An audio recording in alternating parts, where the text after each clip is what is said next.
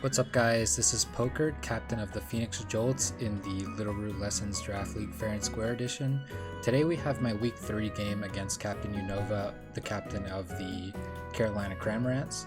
We have his team here on the left, Sableye, Dracovish, and Charizard being his really strong Quash plus Sun core to set up the Dracovish or the Charizard. You can also Rain Dance with it, Fake Out, etc. And then he has the Carbink, which is going to be used to set up Trick Room here, Cherrim to help support with the Spreadsheet boost from Flower Gift, and maybe even an attack boost on Dracovish if they were to both come out in Sun. And then surprisingly the Frosmoth, I wasn't too sure what was going to happen here with the Frosmoth, but this week I brought a Scarf Crocodile and I decided to lead it right away with the Dragapult so that I wouldn't get quashed on at least that slot.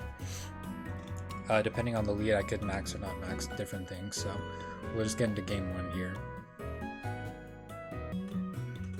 Here we see that CaptainUnova goes for the Sableye and Carbink lead, which is used to fake out Trick Room or do any sort of disruption with Sableye and set up Trick Room. So I would be able to KO through Sturdy as long as he doesn't fake out the Crocodile, which means that in this case I'm going to max the Crocodile and just go for a Steel Spike into that slot. Also helps with the potential Dracovish in the back. Like, going with the Trick Room lead makes me assume it's not Scarf, so if Trick Room doesn't go up, you can't quash the Crocodile, and you can't burn it or anything because Prankster doesn't work on Dark types, so Crocodile should be in an okay position here. Getting Steel Spike boost is definitely good against the Dracovish, even though it's still going to be strong regardless. But here I max a Crocodile. He goes for a Will-O-Wisp onto Dragapult, which is an unfortunate miss, but I decided to run a special set because of the potential of Sableye. Shadow Ball with Life Orb actually does a very good chunk into the Carbink, and then Steel Spike is able to easily finish it off before I assume it sets up Trick Room. Maybe he just goes for Dazzling Gleam, but either way the Carbink is out of the way here. Maxing Crocodile is not the ideal case, but we get a Steel Spike onto both of these. And the most that he can do with the Sableye now is quash the Dragapult. He actually goes for a Frosmoth here.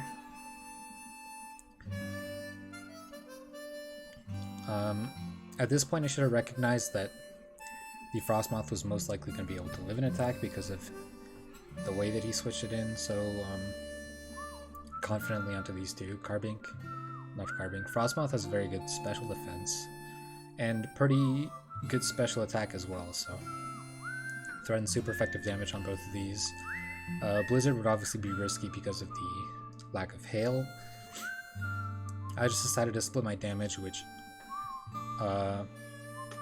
turns out to be not the best because he goes for a max onto the Frosmoth here.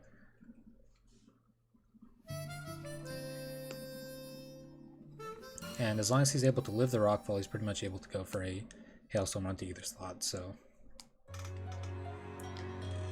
we can see I go for the Rockfall into Frosmoth just to get the damage off. First the Quash will come out because of Prankster, so Dragapult will be moving last this turn, but he reveals Savacharty Berry on the Frosmoth, so he'll be able to live a Rockfall here even though it's 4 times effective.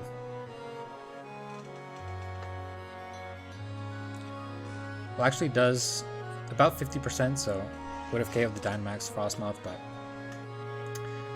still not as much damage as I would have liked because he'll have his max turns. Given how much the Hailstorm does to the Crocodile here, it takes it down to exactly 4 HP, which ends up being a KO at the end of the turn because of the Hail knocking out the Crocodile. At least get a Shadow Ball into the Sableye here. I ended up having Thunderbolt on the Dragapult. I didn't think Flamethrower would be especially useful, but turns out I was wrong on that because a Flamethrower, given they didn't KO the Dragapult, would have KO'd the Frosmoth. And if you quash Hailstorm the Dragapult, then I get 2 Rockfalls off. And Sableye doesn't really threaten the Crocodile much unless he got Dracovish in somehow in that turn. This turn I consider which mon to bring in here. I realized I was supposed to have a Sash on the Volcarona. Doesn't really make a difference here. Again, I don't have a fire move on this Volcarona because Didn't seem especially useful against Charizard Dracovish, which was the main threats in this, but I'm able to redirect any sort of quash or anything away from the Dragapult, maybe a foul play or something, plus the potential Hailstorm. And then I just have to decide whether I want to get rid of Sableye here or do some chip onto the Frosmoth with the Dragapult. So this turn I end up making not the best play. Struggle Bug makes sense just to get the -1 onto the Frosmoth, and it ends up KOing the Sableye as well. But he gets the quash onto Dragapult beforehand. And goes for an Airstream onto the Volcarona, which is able to KO because of the lack of Sash. Regardless, it would have gone down to Hail this turn, but yeah. And then also, because of the lack of Hail chip onto the Sableye, I was able to deduce that it was safety goggles on that. Shadow Ball does okay damage into the Dynamax Frosmoth, but still has one more max turn left. The Airstream was potentially scary because my Dragapult was not the fastest this week, and then even without the quash out, if he has a +1 speed on the Frosmoth, then it might be able to outspeed my remaining Pokemon. This turn I reveal my last to be Tentacruel, and he sends in the big threat of Dracovish. They save until the end of the game. This turn really depends on his Dracovish item. I just decided to go for the Dazzling Gleam to be safe, assuming that it was something like maybe Band or likely not to be Scarf because of the Trick Room, but I need to attack with both because Frosmoth can potentially just Airstream, and then Dracovish should be able to outspeed anything. Even though Dracovish doesn't hit Tentacruel super hard, the Dazzling Gleam isn't the strongest either. I'm checking the speed stat here, showing that Dragapult's not the fastest, so if he gets a Airstream up, it won't be the best. I just end up going for Protect here, even given the Airstream risk.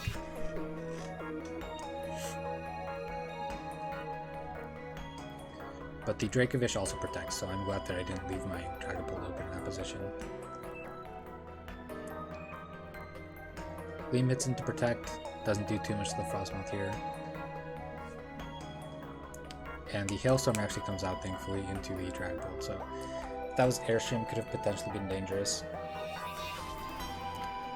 But I felt okay about having the Tentacruel against the Dracovish and the Frosmoth. They didn't seem to be able to hit it for super effective, and I would just be able to chip them both down with Dazzling Gleam.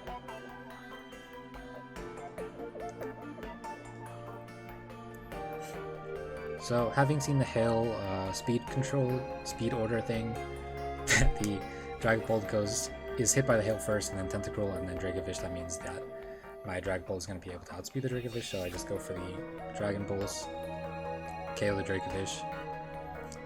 Frosmoth from last turn was seen to have moved after the Tentacruel, even with the Airstream, so it's pretty slow. Dazzling Gleam does okay damage with single target, and then Hurricane comes out into Tentacruel, which means both my Pokemon are alive. And either way, I would have been able to just hit a stab move into the Frosmoth and take a KO on it to end the game.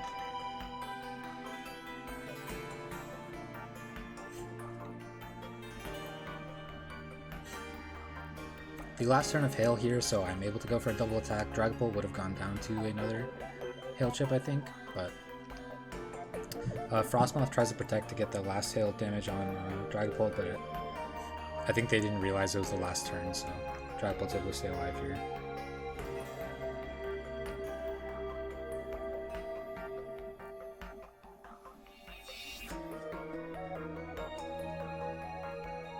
So all I need to do is have Dragapult attack since it's not confused. It's guaranteed to get that damage off, and that should be enough to KO.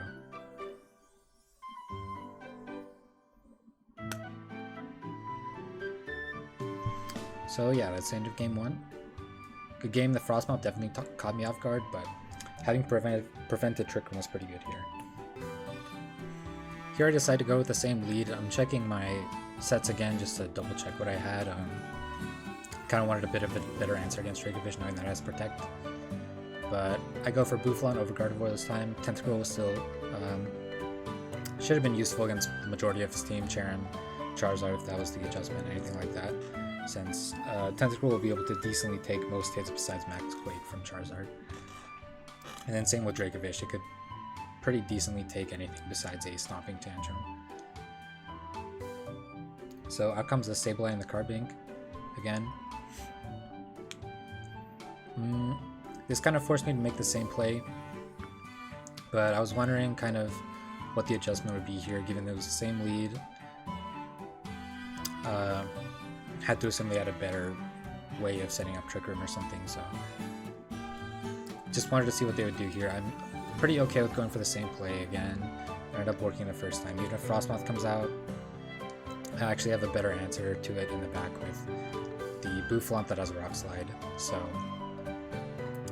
Crocodile should always be able to break the Charty Berry as long as Trick Room doesn't go up, and then the Bouffalant can come in and finish the Frosmoth off, given that hopefully Rock Slide connects.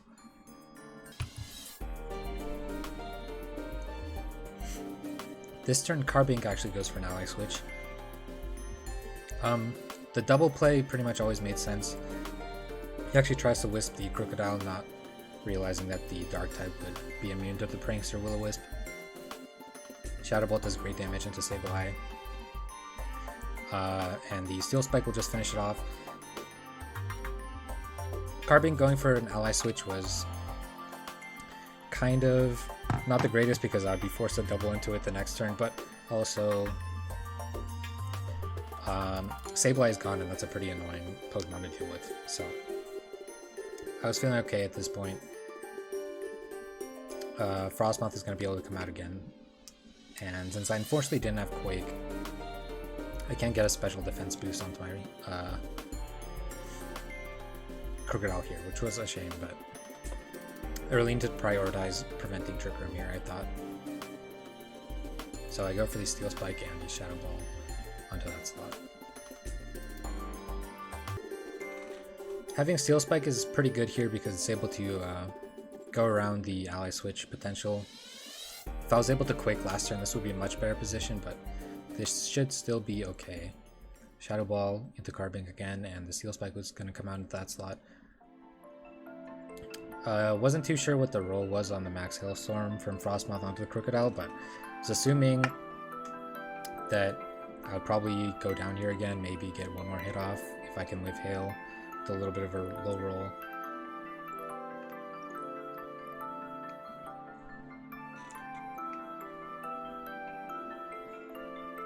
But the Hailstorm comes out again, takes us down to exactly 4 HP again. So safe to assume that the Hailstorm is most likely to bring the Crocodile down to the Hail range, even if it's maxed. Crocodile goes down again. We have a 3v2 advantage at this point. But neither Tentacruel or Bouffalant is really able to do a ton of damage into the Frosmoth, and Bouffalant's pretty slow. Designed to be slower than most of his team with min speed. And then the potential of Dracovish in the back would definitely scare off the Bouffalant, so I end up going for a Tentacruel here.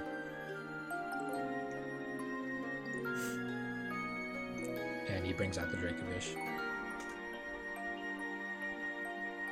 This time, I assumed he would go for Protect again. This was kind of a pointless Sludge Bomb, because if he doesn't go for a Protect here, the Sludge Bomb isn't going to do much. It's not going to be able to poison me because of Frosmoth's ability, and I just protect the Dragapult, which is okay.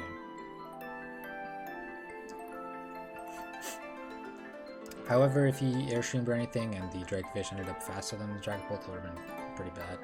Fortunate crit with the Sludge Bomb, but doesn't do much. And then the Dracovish ends up going for Nice Fang. Here the Frosmoth does go for the Airstream. So I should have possibly just tried to KO the Dracovish last time, but I was worried about taking a Hailstorm into that slot. This time he just ended up making a better play than me, so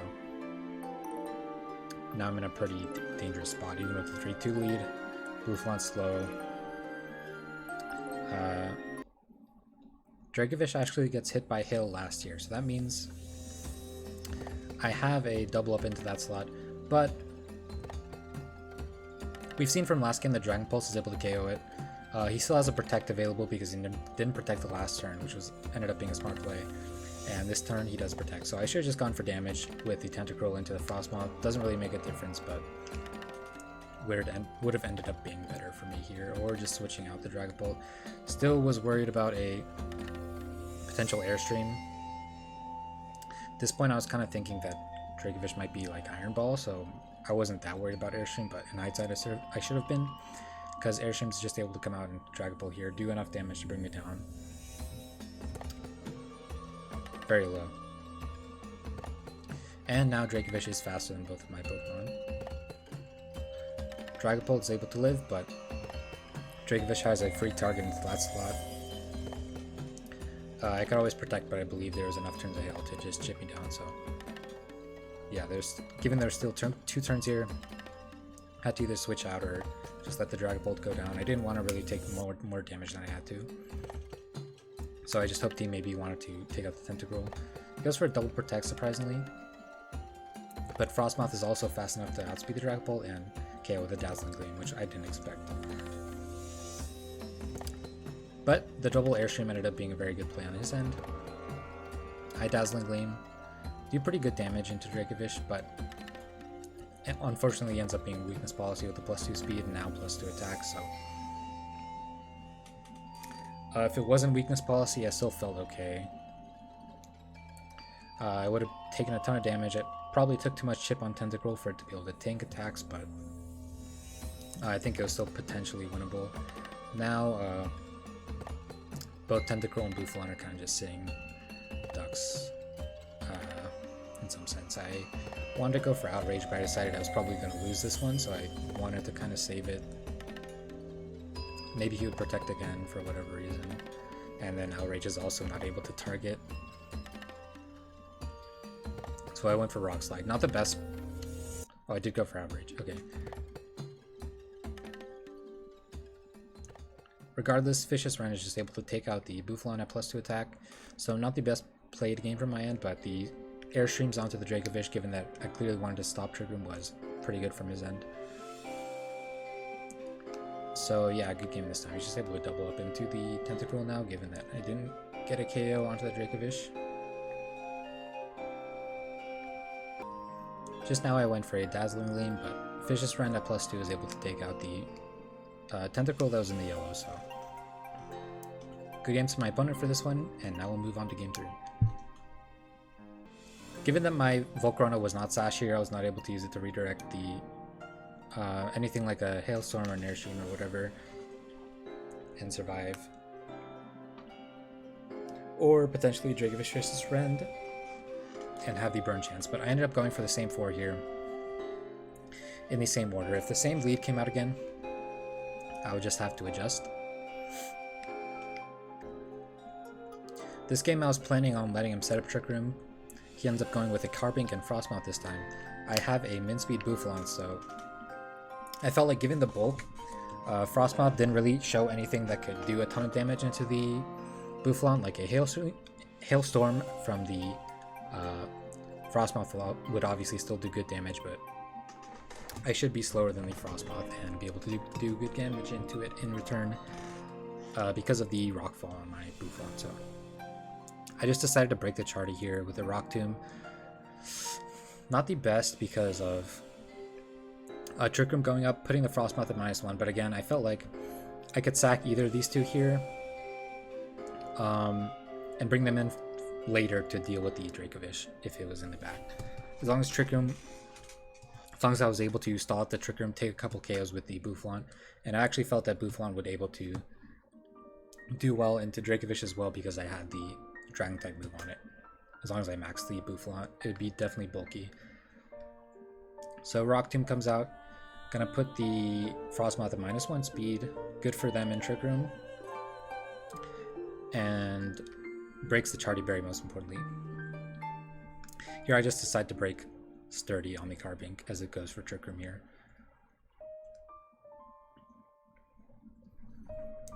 So the Frosmoth goes for a Hailstorm, will be able to take out either Mon here, ends up going for the Crocodile. Maybe wanting to get rid of the Intimidate, the threat to the Carbink as well, maybe assuming that I would max the Crocodile and just wanting to take it out turn 1. All fair plays.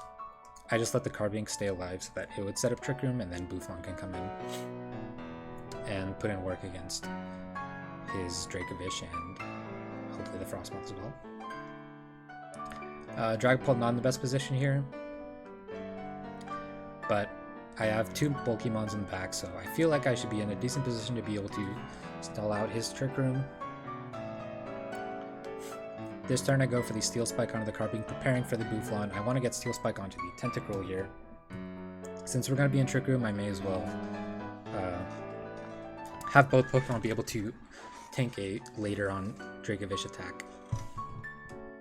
And then as long as he doesn't get Airstreams onto the Dracovish, most importantly, Dragapult will always outspeed it outside of Trick Room, as we saw in the previous games. So here, I decide Frosmoth's not really a threat into either of these. He's only shown Fairy-type move, Ice-type move, and Airstream. If he has some kind of coverage move that's able to do good damage, then I might have to play more defensively with the Tentacruel, but Carbink just ends up going for a Reflect here, which was a good play.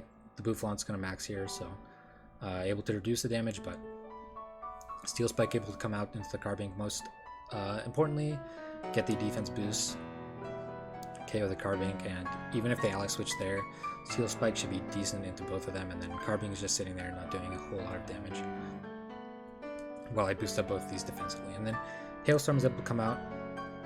Buffalon's decently specially bulky with a bit of investment as well as max HP. So it doesn't do a whole lot. It does about like under a third to Buffalon, I think, with the Hail Chip. Sableye will come out, can quash anything. As we saw just now, Frosmoth at -1 actually does not underspeed the min speed Buffalon, so I can go for a rock type attack and a Dazzling Gleam here. Goes for a Will-O-Wisp. Thankfully I ended up running a Lumberry set, so I get the KO onto the Frosmoth. I think through Reflect and with the burn, if I was running the AV or something like that, the Frosmoth may have been able to live, but regardless, I wasn't too worried about the Frosmoth. I was more so worried about the Dracovish in the back, and now Frosmoth goes down, thankfully. I know that he can always burn me next turn, but I think getting the 2 KOs plus a ton of damage onto Sableye here is enough. I can get another Steel Spike next turn. Should be able to live a Dracovish attack onto either of these with the +1 defense, even if he decides to quash. If he decides to quash, then that means I'm not burnt, so I can easily KO the Dracovish with a Dragon move.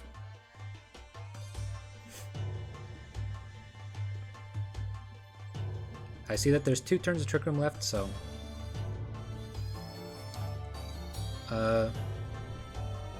had to consider here whether or not the Steel Spike was the best play, because given that there's only 2 mons left, he can't switch out. I'm actually better off just going for a Wormwind into the Sableye. This also covers for an ally switch. And he protects, which is perfectly fine. He was maybe hoping that I would activate his weakness policy. But I feel like at this point, Sableye goes down and this game is completely over, because the Dragapult can always outspeed the Dracovish. This next turn will be the last turn of Trick Room.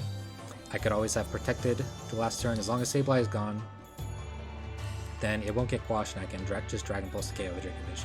And I go for the double up onto the Sableye, get the -1 onto Dracovish, and the KO onto the Sableye, most importantly. Even though the Wormwind didn't do much, these two are just going to sit on the field with the Dracovish. From the sand, you can tell that the Dracovish is in between the Buffalon and the Tentacruel. So, last turn of Trick Room here. My Tentacruel is moving last, so you can potentially KO the Tentacruel, then my Dragapult will come out and sweep up the Dracovish. Just going for neutral damage with a Lash Out from the Buffalon here and a Dazzling Gleam onto the Dracovish. I was really considering what I should do this turn because he revealed the weakness policy the last game.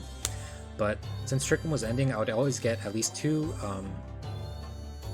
Dazzling Gleams off, as long as I didn't activate the Dracovish's policy with the Buffalon with an Outrage. That was burn, it wouldn't have done much. The -1 Fish's Rend is easily able to be tanked by the Tentacruel. restore some health with Citrus, and then go for a Gleam. Do activate the policy here, but I always have another single target Gleam the next turn, plus whenever Dragapult comes in, I can just Dragon Pulse it. And now that this is activated, I don't have to worry about activating it again.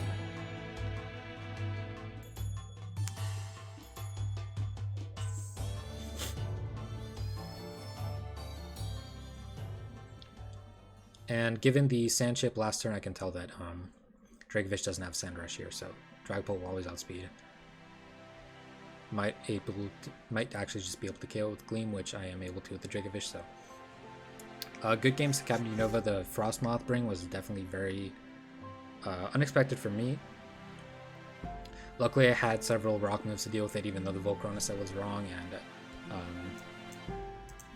I probably would have never run a Fire-type move because I had the double rock to deal with the potential Frosmoth, but it wasn't something I especially considered, so I didn't really know any calcs into how much damage it would do to Crocodile, so I think we definitely have to applaud him for that bring. Especially since it was able to KO and max Crocodile with Hailstorm, put on pressure onto the Dragapult as well, which was a threat to his slow Dracovish. So yeah, again, good games, and now we'll just move on to the next week. So thanks for watching.